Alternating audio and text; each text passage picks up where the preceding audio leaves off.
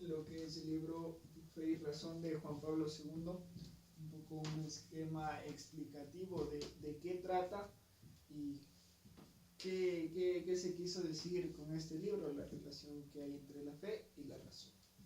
Eh, Empieza haciendo un análisis de lo que es la filosofía. La filosofía, que en griego es el amor a la sabiduría, nace desde los principios mismos del hombre, cuando éste empieza a preguntarse el porqué de las cosas, empieza a tener curiosidad, empieza a descubrir las cosas. Entonces la filosofía es propia del hombre, es el deseo de conocer la verdad. Nosotros como seres humanos nacemos con esa capacidad especulativa. Tanto es así esta capacidad especulativa que a lo largo de los años, de las eras, se han formado sistemas de pensamientos. Estos pueden ser filosóficos, religiosos, políticos. Entonces, estos han creído tener una verdad absoluta de las cosas. Entonces, si yo tal vez soy comunista, este es mi modo de vivir, estos son los pensamientos que debo tener, y ahí se encierra todo. Entonces, el encerrar el pensamiento en una sola corriente, en un solo sistema, va en contra de lo que vendría a ser la filosofía, porque ya no estamos teniendo esa capacidad especulativa, ese deseo de conocer la verdad. Nos estamos frenando y nos encerramos en un solo pensamiento, ya sea filosófico, religioso, político o de cualquier otra índole. Ahora, lo que podemos sacar de positivo de entre todos estos es los valores o normas comúnmente aceptadas. Entonces, si nosotros nos ponemos a pensar, no matar, amar a los demás, son ejemplos de pensamientos que son comúnmente aceptados en muchas, si no es en todas, de las corrientes de pensamiento. Entonces, si es que nosotros podemos partir de ahí, logramos lo que se nombra ortos logos recta ratio. Son normas comúnmente aceptadas, forman una recta ratio, una razón recta. Ahora, si bien es cierto, nosotros podemos conocer muchas cosas. El cerebro humano es realmente maravilloso. Puede llegar a conocer infinidades y a descubrir muchísimas cosas. Tal es hoy que la tecnología ha avanzado tanto. Sin embargo, por más capaz que sea el hombre, siempre va a estar limitado. Siempre tenemos que reconocer que hay una verdad trascendente. Independientemente de lo que nosotros creamos, en todas las creencias hay una verdad trascendente. En este caso, en la fe, es Dios.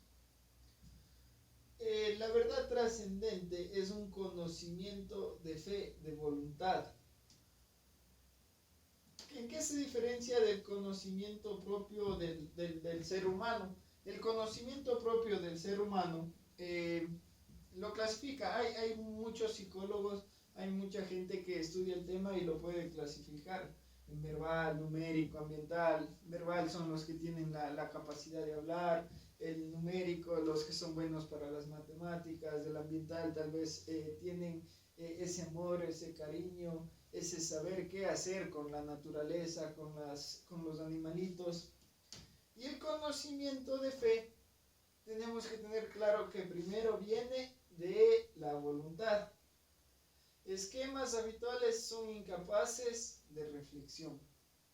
Ojo, entonces aquí nosotros con la fe, lo primero que debemos saber es que la fe viene de una voluntad. Yo tengo el conocimiento que quiero creer en las cuestiones de fe, en las cuestiones religiosas, en Dios, en su palabra. Y por eso es que dice que aquí la libertad está en modo pleno, porque yo no creo ciegamente, yo decido creer y esa es la fe. Un poco aquí yo quisiera compartir una historia que alguna vez un padre me contó a mí en un momento en que yo tuve dudas, en que le di mucho poderío a mi razón. Entonces decía que San Agustín contaba una historia muy bonita, que es la de un niño cavando huecos en la arena, en la orilla del mar.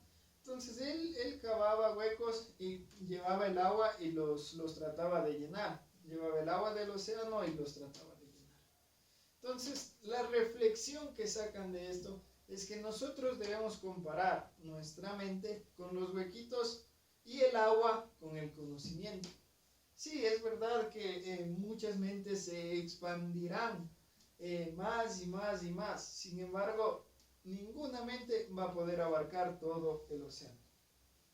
La fe y la razón, por lo tanto, tienen que ir de la mano, conociendo que primero a nosotros mismos, después al mundo y después de esa verdad trascendente que viene a ser Dios. Ahora, la razón tiene tres condiciones. Es un camino sin descanso. Nosotros continuamente estamos aprendiendo, todos los días estamos aprendiendo, aprendemos de las personas, aprendemos de las situaciones. Tenemos que quitarnos de la mente que la razón es un orgullo, es una conquista personal. Nosotros debemos conocer por ampliar, por ser humildes. Y el tercero, siempre la verdad trascendente, el temor a Dios. Saber que llega un punto en el cual nosotros ya no podemos comprender más las cosas y viene el temor a Dios, a sus misterios.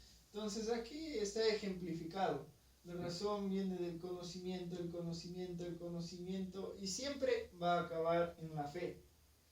¿Y cómo acaba esto? Tiene que acabar bien, porque ahí está el sentido de la existencia.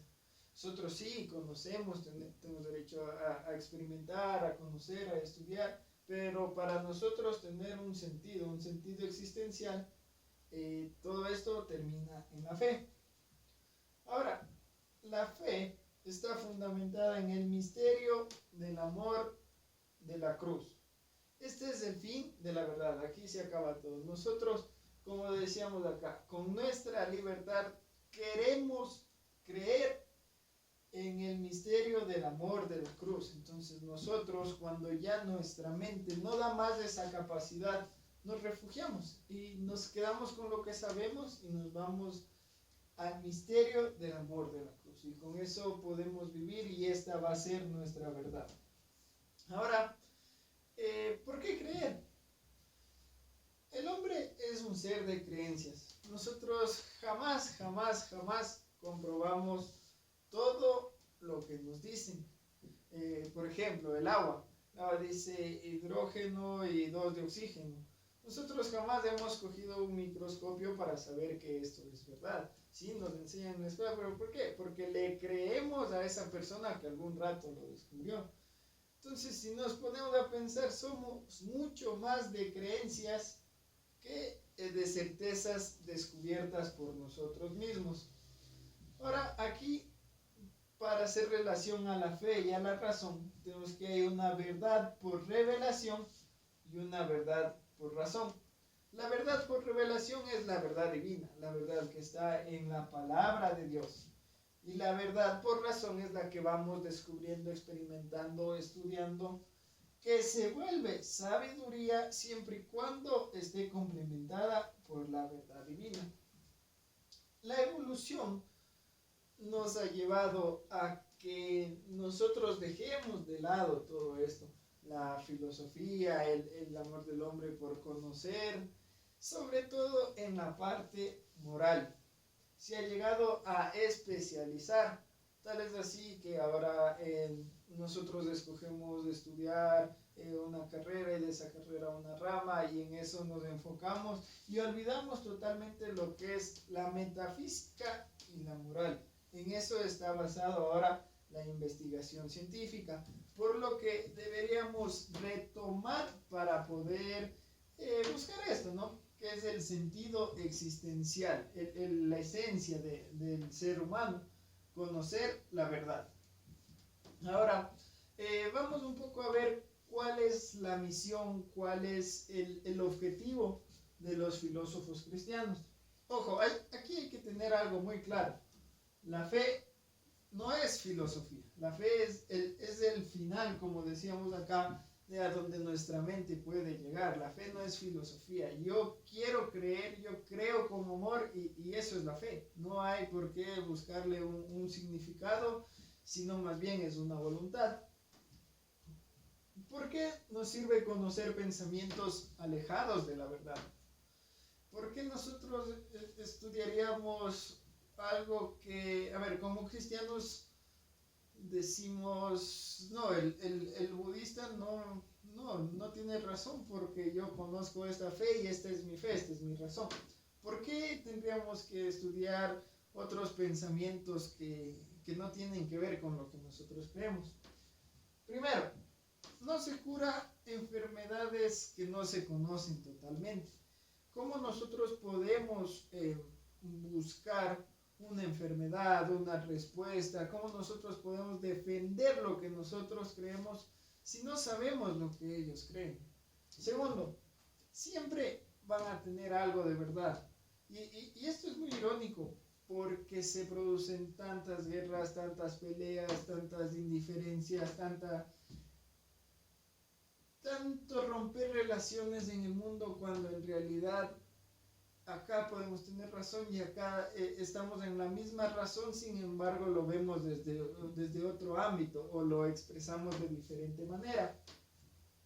Y por último, el enriquecimiento de mente y verdad filosófica y teológica. Entonces sí, si nosotros compartimos con el hermano que piensa diferente, con la persona que tal vez no cree en religión, sino cree en alguna actitud política, nosotros enriquecemos nuestra mente y podemos tener fundamentos de verdad objetiva, que es lo que normalmente no tenemos.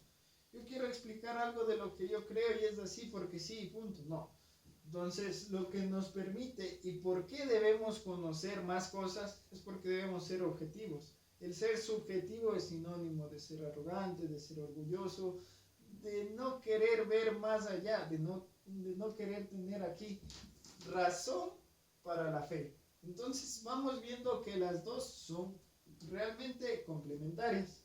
Entonces, un poco decimos que la razón es el camino propedéutico hacia la fe. Entonces, si nosotros estamos realmente seguros de lo que nosotros creemos, sabemos que por más que indaguemos millones de culturas, el camino nos llevará propedéuticamente a nuestra fe. Ahora, la fe cristiana, si bien es cierto, se menciona, tiene bases griegas, sería interesantísimo y enriquecería de manera grandísima la cultura estudiando todo esto. ¿Qué tal si es que la meditación es algo, es un poder religioso que tienen las personas de Medio Oriente y orientan sus esfuerzos de religiosidad hacia esto? ¿Qué tal si es que nosotros podemos aprender un poco de meditación para implementarlo en nuestra fe? Entonces eso no, sin que nosotros desviemos las verdades que ya conocemos, el enriquecer nuestra fe haría algo positivo. Ojo aquí, porque tampoco es que podemos coger y decir, no, y hacer a Dios y a Buda, a Jesucristo y a Buda amigos, no. O sea, siempre todo esto tiene que ser con sentido y sobre todo con compatibilidad. El hecho de que la verdad de una persona y la verdad de otra son compatibles. Ver acá, normas comúnmente aceptadas que hagan una razón recta y que además enriquezcan nuestra fe cristiana. La fe cristiana, por lo tanto, tiene dos aspectos: el aspecto objetivo y el aspecto subjetivo. El objetivo es todo lo que hablamos de contenido. Hablamos, estos son aspectos bastante ligados a la fe cristiana, que es el Dios personal, libre y creador. Nosotros podemos indagar la realidad del pecado, por qué hay el pecado, por qué hay la maldad, la luz de la fe. Entonces, aquí podemos investigar hasta el punto que dé nuestra mente lo maravilloso que es creer, por qué creemos. Y luego otro, el problema del mal, que es una de las cosas que todos tratan de descubrir y evitar. ¿Por qué? Porque existe el mal, cómo lo curamos. Entonces, esta es la base objetiva. Ahora, el aspecto subjetivo es que todas estas preguntas y todas las que nos podamos hacer acaban en la fe. En la fe se acaba todo y ese es el sentimiento más maravilloso que debemos tener, que al final del día todo nuestro conocimiento sea abundante. Por más que leamos una decena de libros, lo que realmente nos va a llenar y nos va a complementar a tener la sabiduría, el contenido completo de la existencia, es la fe. Esta fe que viene dada en el misterio de encarnación. Ahora, si bien es cierto, el misterio de encarnación rompe lo que son los esquemas lógicos. Si nosotros nos podemos a pensar, a querer darle una explicación, no vamos a terminar nunca con la cuestión del misterio de encarnación. Sin embargo, de eso se trata la fe y en ello vamos a encontrar un sentido existencial realmente verdadero. Ahora, ¿qué pasa cuando empiezan a haber distintos puntos de vista, que las verdades filosóficas, los sistemas de pensamiento políticos, las distintas religiones, ¿qué han hecho? Han creado muchas corrientes que desvían y totalmente separan lo que es el pensamiento. En vez de unirnos universalmente para buscar una verdad, nos están separando cada vez más.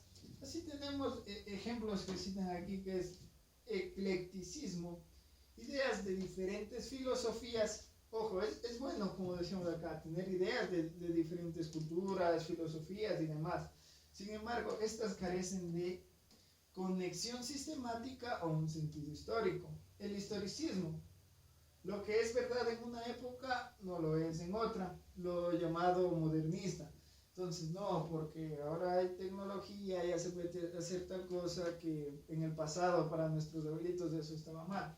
No, entonces hay normas morales que no se pueden cambiar. Sí, cambian los tiempos, cambian hay tecnología, hay cosas, pero hay cosas que no podemos cambiar. Los valores, la moral siempre van a ser los mismos. Un ejemplo de esto es la palabra. Aquí como ahora hay contratos, hay cosas legales, la palabra solo vale cuando está por medio de aquello, de un contrato, de algo legal, de algo que podemos reclamar. Sin embargo, esta debería mantenerse como era antes. El cientificismo, que habla que los valores están relegados. Alguna vez escuché yo en la serie de Sherlock Holmes que dice que los sentimientos son reacciones electroquímicas en el lado perdido de la mente. Entonces, nosotros realmente hemos llegado a desarrollar teorías científicas que pueden dar explicación aparentemente correcta a todo y dejan los valores relegados. El pragmatismo, sin principios éticos, es lo que estamos haciendo acá. La investigación científica la estamos realizando, sí, la estamos especializando, pero nos olvidamos que moralmente tenemos que realizarnos todos. Bien, para terminar, se habla que la teología, por lo tanto, tiene el objetivo de renovar metodologías. Entonces, hablamos que ahora tenemos una actualidad diferente, cambiante, global, y que está tratando de adaptarse, o por lo menos la comunidad católica en su tiempo, con su líder Juan Pablo II, trata de adaptarse y de hacerlo universal, buscando los métodos, buscando las formas para que éstas sean una sola.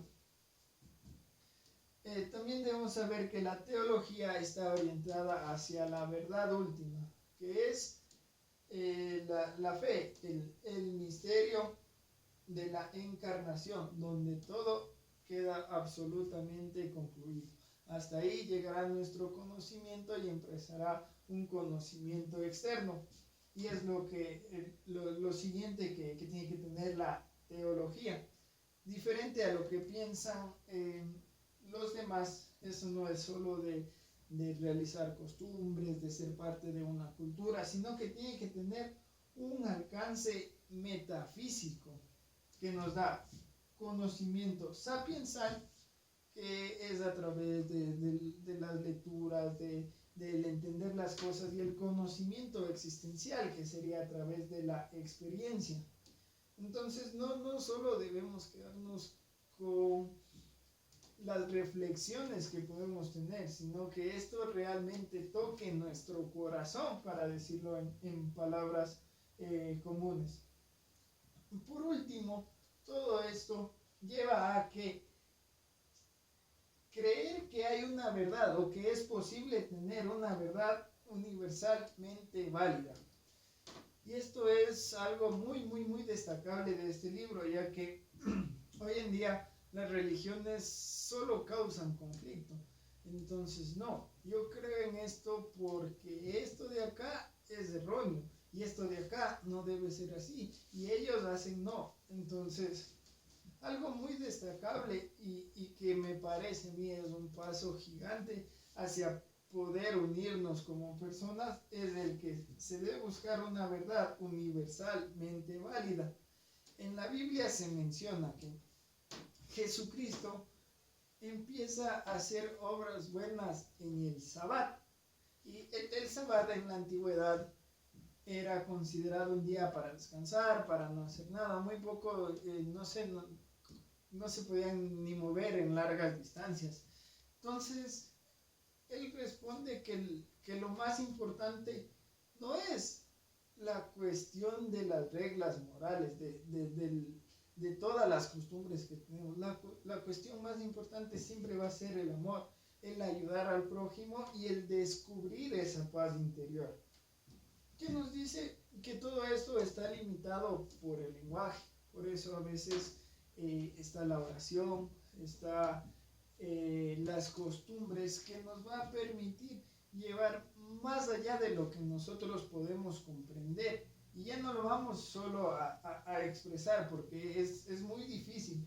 El ser humano está limitado por el lenguaje. Sí, es cierto, tenemos el lenguaje verbal, el lenguaje tal vez de imágenes, pero todo lo que debemos descubrir en el sentido existencial, en la fe, no se puede mencionar con palabras, se lo debe sentir, es una paz que se la debe tener interiormente, con la que vemos que se puede unir la verdad y la vida, el acontecimiento y la doctrina, y sobre todo la verdad, que es trascendente a nuestro conocimiento, con un lenguaje inteligible. O sea que nosotros vamos a poder estar en paz, vamos a poder descubrir eso aunque no lo podamos expresar.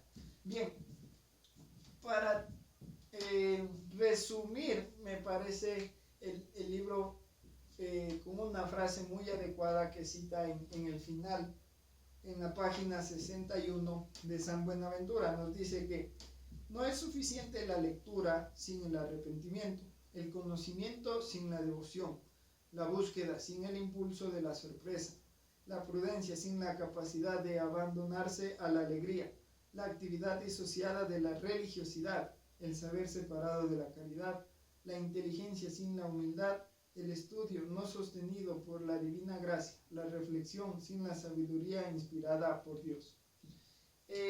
Eso es el resumen que se puede dar, y de qué más o menos trata este libro, que se lo recomiendo sobre todo para las personas que un poco se les hace difícil simplemente creer. Que no vean que no es solo creer y que adaptarse a las costumbres, sino todo esto posee también un gran significado y necesita una gran inteligencia y un gran deseo de indagar y de investigar.